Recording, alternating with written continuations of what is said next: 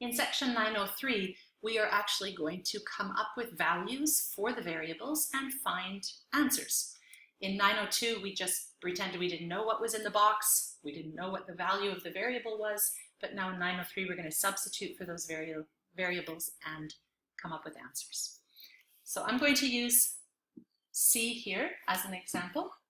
And so let's start with 3n plus 1. And I'm told in the question that n is replaced by 4. So I want to make n equal to 4. That means wherever the n is in the expression, I'm going to put a 4. Remember that 3n means 3 times n. So when I put the 4 in, I have to put the times sign back in, otherwise I would come up with 34, but that's not what it means. It means 3 times 4. And then at the end, I still have to add 1. So you see how I've substituted? Instead of n, I've put in my number. I've put back the regular signs that we always need in order to actually multiply numbers together. And then I simply solve. 3 times 4 is 12. And 12 plus 1 is equal to 13. So that's my answer. Let's do another example. I'm going to do I here. And see if I do I, n squared minus n. So wherever n is, I have to put in 4. So I'm going to make this n 4, but I have to square that one, and then I'm going to subtract n, so I also have to subtract 4. Remember, squaring means 4 times 4, so 4 squared will be 16, minus 4, and that's equal to 12.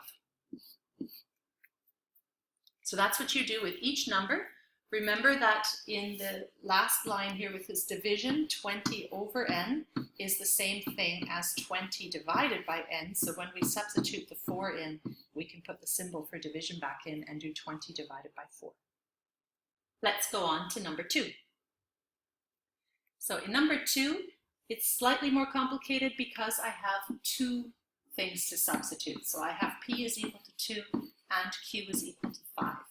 So whatever I do, I have to substitute 2 for p and 5 for q. So I'm going to take g here as an example. 3p plus 2q. So the first variable is a p, so I'll substitute 3 times 2. And then I'm adding 2 times q, and in this case q is 5, so I'll put in 5. Remember to put in the multiplication signs.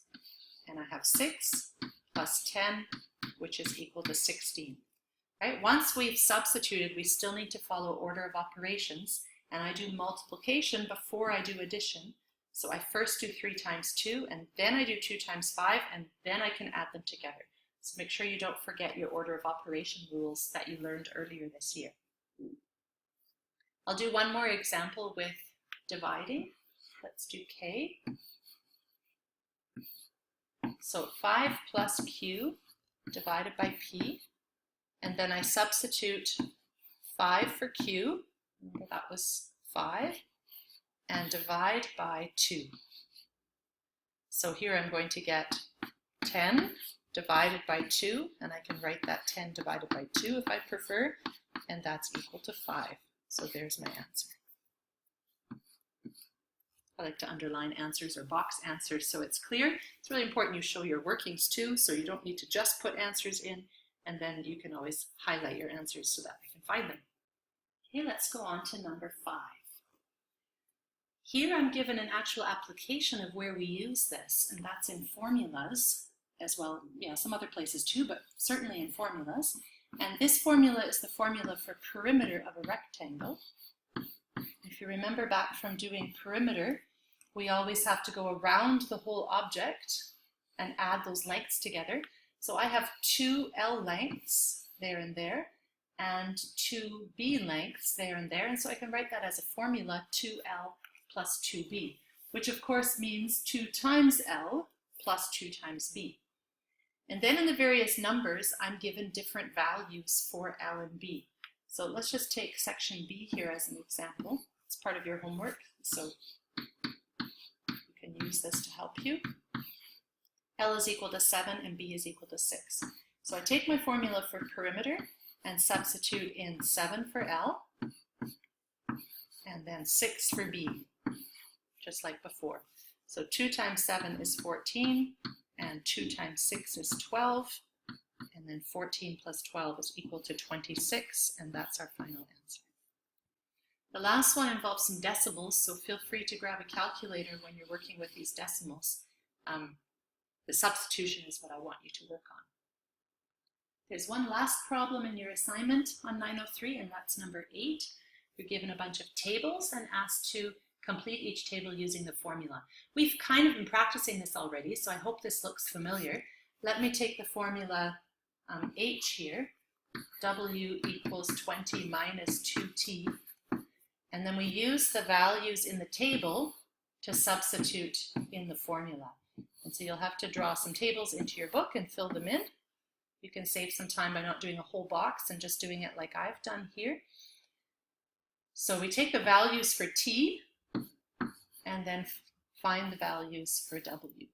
Just realize this one's going up by 2's. So let's substitute in 0.